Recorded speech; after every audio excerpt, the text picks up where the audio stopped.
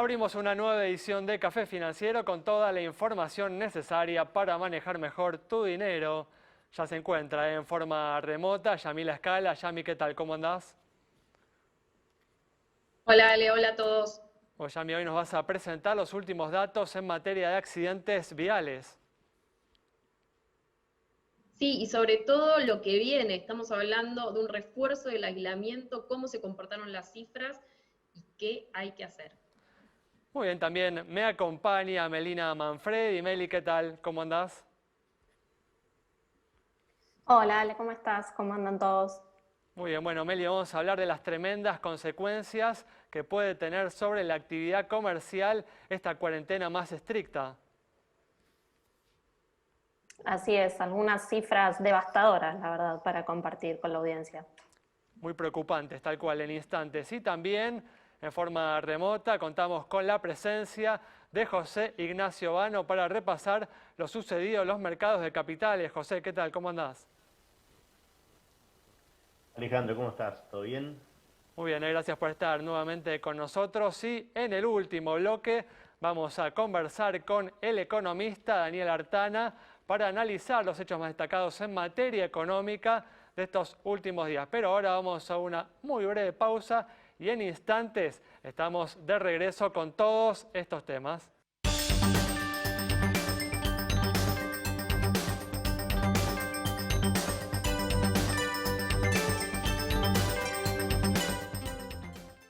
Bueno, arrancamos el programa de hoy con información sobre la actualidad económica y como decíamos hace unos instantes, el inicio de esta cuarentena más estricta puede tener graves consecuencias sobre la actividad comercial y algunas estimaciones plantean que el cierre de comercios, el cierre definitivo de comercios podría involucrar a unas 100.000 entidades.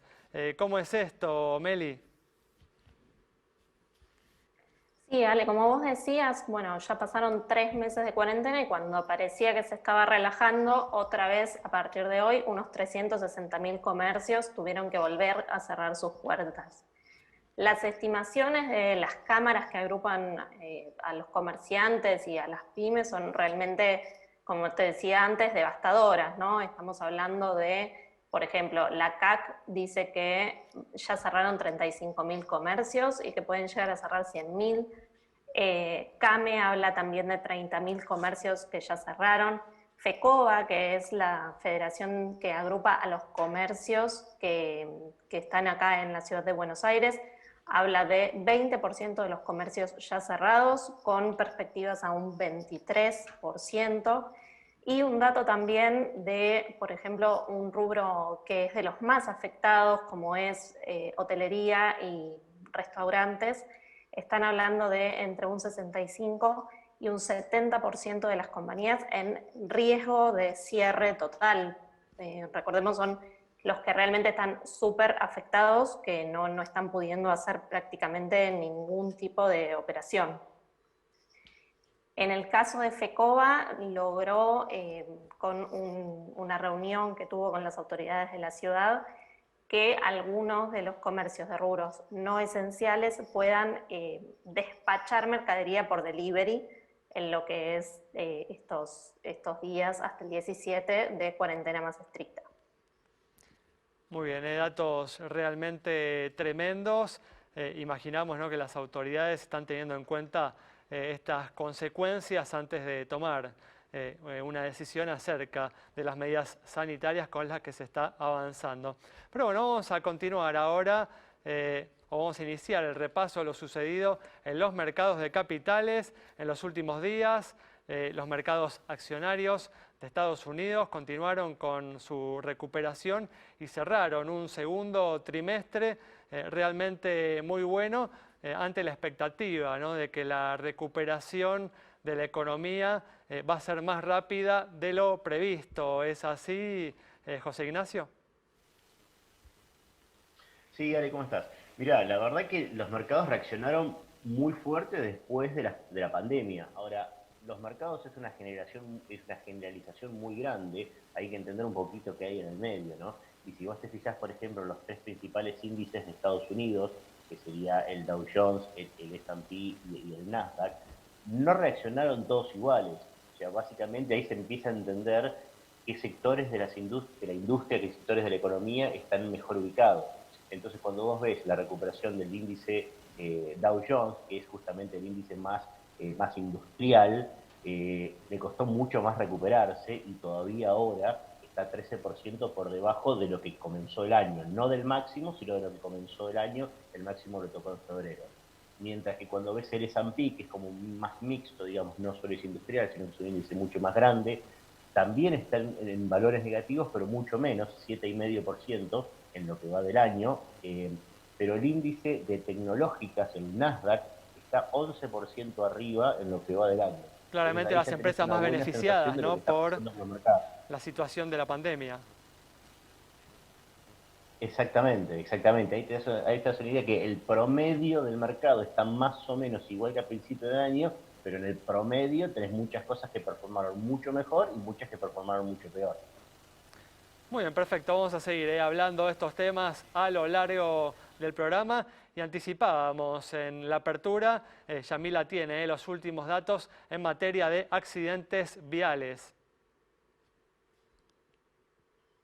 Sí, así es, la llamada pandemia vial. ¿Y por qué? Porque si uno, tomando distintos números de diferentes centros, lo que tiene que ver, por ejemplo, con la cantidad de muertos en abril y mayo por siniestros viales comparado con las muestras registradas por COVID en esos 2 mismos meses, se verifica que son mayores en el caso de los siniestros viales. Más allá de la comparación, ¿sí?, que podría no hacer del todo sentido hablando de dos problemáticas completamente distintas, es importantísimo tener en cuenta la necesidad, por empezar, de esas camas, ¿sí?, que pueden servir a la hora, y que se estima tienen y van a servir en el caso de las personas en grave estado por lo que refiere al coronavirus.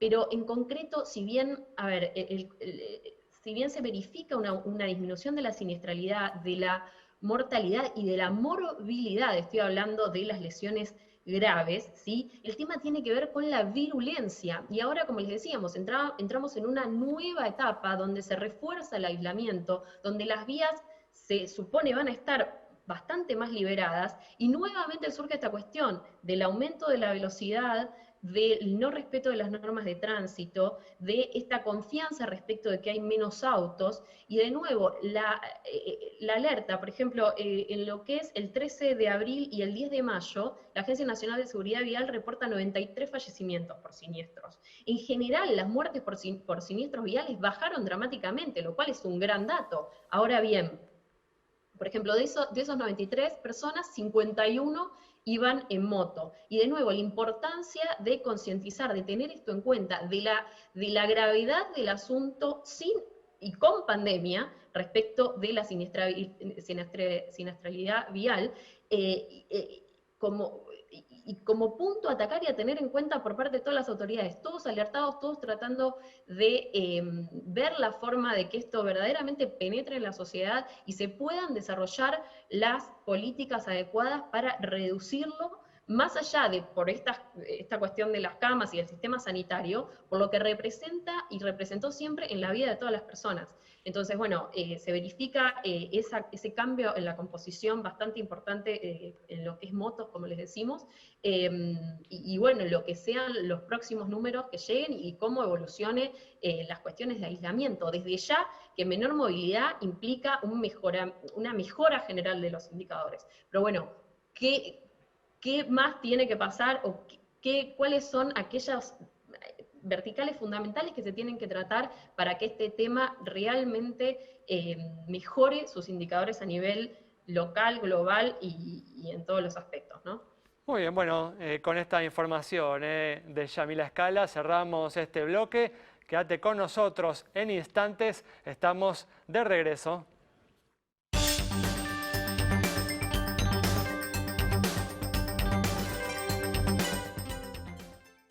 Bueno, arrancamos este nuevo bloque. El gobierno anunció hoy que se extenderá por 60 días más el congelamiento de precios de 2.300 productos a los niveles que estos tenían el 6 de marzo. Meli, ¿qué podemos decir sobre este tema?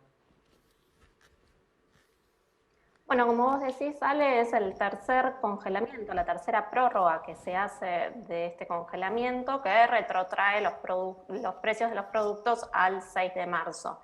En concreto, la verdad es que los empresarios estaban esperando algún mínimo ajuste a los precios, pero el gobierno se puso bastante duro respecto de eso, no quieren aumentar, salvo, dijeron, algún microajuste que le puedan permitir a sectores especialmente afectados por lo que es la suba del dólar y de los commodities.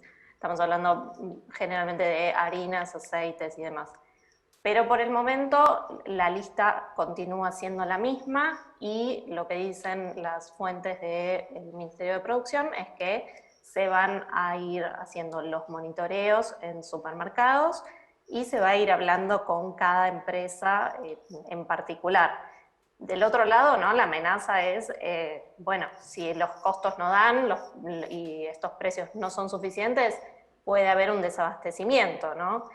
Pero por el momento el gobierno estaría haciendo oídos sordos a esa amenaza de alguna forma, que viene de la mano con que los precios, dicen las fuentes del sector, sobre todo en alimentos, tienen algunos un rezago de hasta un 20%, porque muchos quizás no habían hecho el aumento en enero o en febrero pensando en hacerlo en marzo, y en marzo los agarró el congelamiento y finalmente no pudieron aumentar. Muy bien, perfecto. José Ignacio, ¿alguna recomendación? Tenemos un minuto para proteger en este momento nuestros ahorros. Y bueno, uno de los principales activos que más se está utilizando ahora son los fondos comunes de inversión que se llama Dollar Link. Esos fondos que vos suscribís y rescatás en pesos, pero que dentro tienen un portafolio de activos, principalmente obligaciones negociables vinculadas al tipo de cambio, mucho tipo de cambio oficial, pero también dólar MEP y contado con liqui. Y una de las cosas a tener en cuenta con esto es que si vos te fijás el comportamiento del tipo de cambio oficial desde febrero para acá, el ritmo de depreciación de la moneda es 37-39% según el mes, con lo cual 37-39% anual, ¿no? Según el mes, con lo cual, digamos, eso ya es algo que supera, por ejemplo, el plazo fijo y además te permite estar dolarizado. Muy bien, sin lugar a dudas. Muchas gracias, José Ignacio. Cerramos así este bloque. Quédate con nosotros. Al regreso vamos a estar dialogando con el economista Daniel Artana.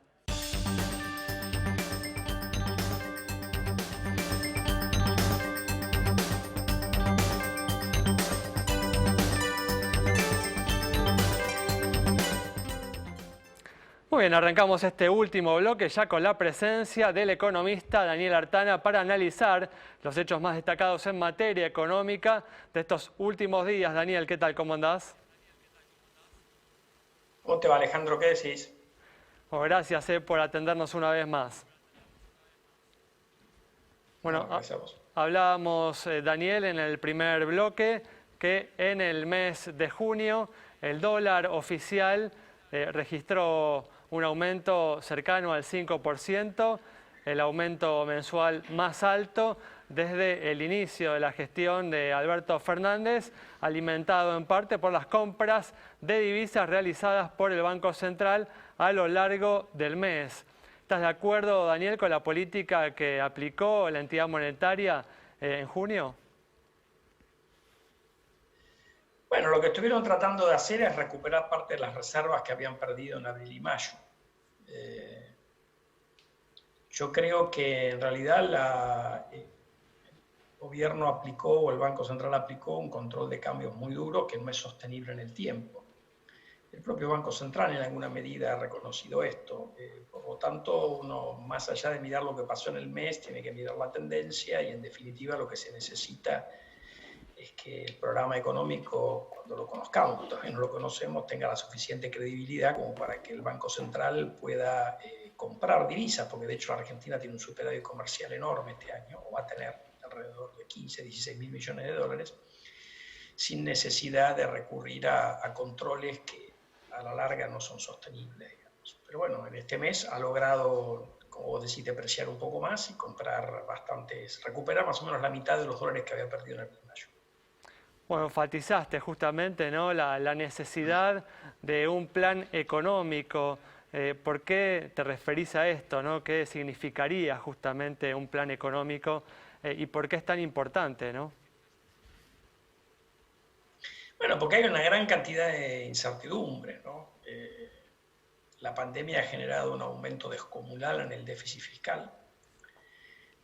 Recordá que el año pasado tuvimos un déficit primario entre medio punto y un punto, según quien lo mirara, el gobierno saliente o el gobierno entrante del PBI. Y este año seguramente nos vamos a ir a un número de alrededor de 6 o 7 puntos del PBI. Abril y mayo, por ejemplo, vinieron a niveles de 11 en esos meses. Entonces, bueno, vos tenés que no solamente cómo va a recuperar la economía después de la pandemia, sino cómo el gobierno va a ir reduciendo todos estos gastos temporarios que supuestamente se hicieron para aliviar al sector privado, tanto familias como empresas. Y ahí aparece una primera cuestión, que es que han empezado a aparecer ministros y después el presidente diciendo que quieren mantener en forma permanente, por ejemplo, el IFE. Y esto tiene un costo fiscal enorme. Entonces, si vos ya tenés una situación fiscal delicada y empezás a agregar ya no gastos transitorios, sino gastos permanentes, y todo eso va contra el Banco Central, te empieza a generar una incertidumbre importante. Entonces, más allá de las declaraciones, que a veces, bueno, se pueden hacer a las apuradas, es muy importante que conozcamos el presupuesto. Todavía no hay un presupuesto público. El gobierno ha estado con la excusa del tema de la deuda, pero por ahí de hecho un presupuesto para lo que no es deuda. Y de cuál es la estrategia fiscal de mediano plazo del gobierno. Después está el tema de qué va a hacer el Banco Central con la enorme emisión que se ha hecho hasta ahora, que se ha podido esterilizar, en parte porque subieron temporariamente los depósitos a la vista en una situación de incertidumbre. Esto es normal que pase, ha pasado en otros países también, pero el día que pase la pandemia esto va a volver a la normalidad. ¿Y ahí qué va a hacer el Banco Central? Si no baja la cantidad del ELIX, el crédito al sector privado, que va a querer subir, la recuperación no va a poder subir. Si decide inyectar liquidez, el riesgo de que se acelere la inflación, primero la depreciación del oficial y después la inflación va a estar. Es decir, una economía no puede vivir con una brecha cambiaria como la que tenemos hoy durante mucho tiempo, puede vivir un tiempito.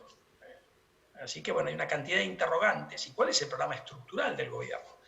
Vos pensás que hablan de mejorar exportaciones y al mismo tiempo el oficialismo con el aval del presidente que mandó un proyecto para expropiar Vicentín. Entonces es como que no entendés muy bien. Entonces eso es lo que tienen que tratar de aclarar, porque en un contexto de incertidumbre lo que te pasa es lo que vimos, brecha cambiaria alta, la economía que tiene además de los problemas de la pandemia, problemas de todo tipo. Así que es muy importante que el gobierno pueda aclarar un poco y despejar esta incertidumbre para bien. Sí, en este contexto aparecieron, ¿no?, algunas dificultades en la negociación con los acreedores, ¿no? Un acuerdo que no termina de resultar como un hecho, ¿no? Sí, ese es otro punto que también hay que resolver. Argentina, si va al default, todo va a ser mucho más complejo. Y si hay un default parcial, porque algunos acreedores aceptan la oferta y otros no, igual vamos a tener el ruido del default y de los litigios en Nueva York. Yo creo que a las dos partes les conviene arreglar, la plata no está tan lejos. Me parece que el gobierno metió un poco de ruido con este tema legal, con esta interpretación medio creativa, para ponerlo de alguna manera, de las cláusulas de acción, de lo que te permite esta estrategia llamada la estrategia Pacman, de ir haciendo sucesivos canjes de deuda para tratar de lograr las mayorías de las cláusulas de acción colectiva, que esa no es la lógica con las cuales se escriben esas cláusulas. Después está la discusión, la reacción de los bonistas de por ahí pedirte cuestiones que una interferencia en las decisiones de la política económica que va más allá de lo que es normal. Ahí la cosa se complicó un poco en cuestiones legales, pero yo creo que ahí el gobierno cometió un error, quiso ser demasiado creativo y en estas cosas no hay que ser muy creativo, hay que resolver los problemas. ¿Cuál es tu expectativa, Daniel, en relación justamente a un posible acuerdo con los acreedores? Mira, mi impresión es que a los dos les conviene acordar, la diferencia en plata no es muy importante, el tema legal se debería resolver con sentido común. ¿Qué es sentido común? Al que canjea un bono emitido en los canjes 2005 y 2010, se le da un bono que tiene las mismas condiciones que ese canje, que son cláusulas de acción colectiva más difíciles o más estrictas, más duras para el gobierno, y al que canjea un bono emitido por el gobierno de Macri post-2016 se le da esa misma protección legal. Y sacás un ruido innecesario en la negociación. Y la plata habrá que mejorarla un poco, tratar de evitar los cupones atados a exportaciones y a PBI, porque otra vez están mal definidos y van a terminar siendo muy costosos para la Argentina. Pero eso me parece a mí que la plata en definitiva no es la traba principal. La traba principal se ha movido hacia esta cuestión legal, que es un poco, a mí me excede porque es un tema muy complejo, pero me parecería que ahí el gobierno metió la pata. Pero ¿se puede dar el lujo, Daniel, el gobierno de demorar esta negociación como sucedió entre el 2003 y el 2005 o entre el 2003 y el 2010, ¿no? No me Para parece. hablar de... No me parece a mí. A mí me parece que si esto no se resuelve ahora, en julio, o quizás un poco más, va a haber fondos que van a ir a litigar a Nueva York y ese es un camino que va a ser tremendamente costoso para la Argentina. Así que yo espero que prime el sentido común y el gobierno y los acreedores lleguen a un acuerdo, porque las dos partes están muy cerca, digamos. Si yo te digo, como esto uno lo podía ver en diciembre, donde había una diferencia, pues, la pretensión de los acreedores aparentemente era muchísimo más alta. La pandemia yo creo que ha ayudado a que bajaran esa pretensión enormemente. Las ofertas de los acreedores están alrededor de 55, 60 centavos. Son quitas enormes en valor presente. Es como que me parece que se debería llegar a un acuerdo que va a ser beneficioso para ambas partes. La Argentina tiene un costo enorme si se mete en el default otra vez. Eso va a trabar todavía más la recuperación en una economía que, como vimos con los datos de abril, está sufriendo enormemente con la pandemia y la cuarentena asociada a la pandemia. Sí, te iba a mencionar justamente eso, ¿no? Se conocieron esta semana los datos de la caída del 26,4% en términos interanuales en el mes de abril. ¿Imaginabas una caída tan fuerte? No, imaginábamos una caída fuerte, pero un poco menos que esta que se dio, en el entorno de 20, digamos. Yo creo que igual esto está muy asociado a las restricciones, que en general te la genera el propio susto de la gente a la enfermedad. No todo es la cuarentena. La cuarentena, si uno mira estudios de otros países, te agrega, pero la principal causa de la recesión es el temor de la gente a pegarse un virus. Después, obviamente, si vos diseñas mal las cuarentenas, el problema se agrava en términos de actividad económica. O vive más tiempo, pero ahí el tema es que hemos tenido que volver para atrás. Entonces la economía va a dar un poquito mejor en mayo y junio, porque vos ves en los indicadores de movilidad que uno puede mirar, mirando lo que aportan ahora empresas como Google o como Apple, se fue mejorando la movilidad en la Argentina, pero eso ahora seguramente en la zona del AMBA va a ir para atrás. Entonces, esta cosa va más larga de lo que por ahí imaginaba el gobierno. El gobierno cuando le tocó esto, que lamentablemente es una de esas sorpresas, esos cisnes negros que nadie quiere tener, yo creo que, como su palabra lo dice, esperaba una cosa de 40 días, 2 meses. Bueno, esto va para largo y esto obviamente genera un daño en la actividad económica enorme. Y bueno, y ahí sostener a la actividad privada, o sea, yo digo, uno mirando lo que en otros países lo que se trató de hacer es que ninguna empresa quiebre producto de la pandemia. No te estoy hablando de los que venían de antes como Vicentín, que ya estaban un poco Tenemos que cerrar, pero parecería Daniel, que el gobierno no va a poder resolver esto, me parece. Y eso es un problema para la fase de recuperación. Bueno, muchas gracias, Daniel. Nos reencontramos próximamente. A vos, Alejandro, que sigas bien. Igualmente, cerramos el programa de hoy entonces con el análisis detallado de Daniel Artana sobre la situación de la economía y lo que se requiere para recuperar el crecimiento una vez que la pandemia quede atrás. Nos reencontramos el próximo viernes a las 19:30 aquí en Metro.